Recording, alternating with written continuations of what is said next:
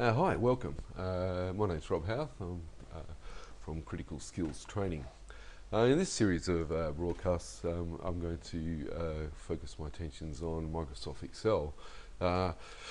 Excel is, in my view, anyway, the most powerful of the Office suite, and certainly the one that I tend to use the most in my working life. Today we're just going to look at some of the most basic features of the interface, so that we can get familiar with the way that Excel works.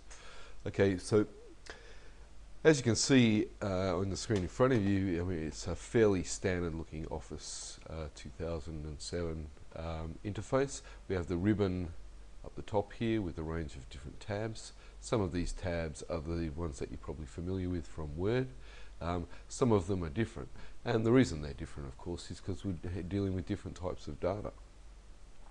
We have a range of controls around the side, and we'll use those as they come up in throughout these broadcasts. We have the zoom function, which you probably should be familiar with from from Word, and down here we have our status. Okay, so I just want to talk some basic terminology. Each one of these little boxes here that are outlined are called cells. A cell is effectively a container in which data or a formula will be stored. A horizontal collection of cells is known as a row, and you can see that I've highlighted this here. It's highlighted this number here, which is, so this means this is row 1.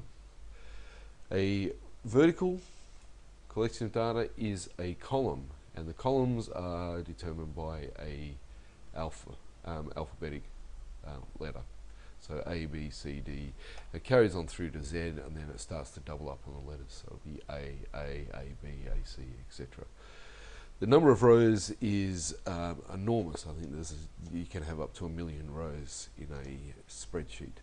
Not that I would recommend that you would do that, because it would run insanely slow.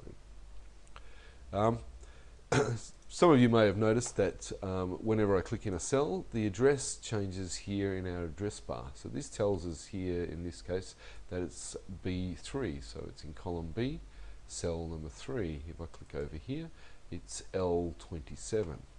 If I zoom way down the page here, M30. So this shows us, effectively helps us to navigate our way around the spreadsheet.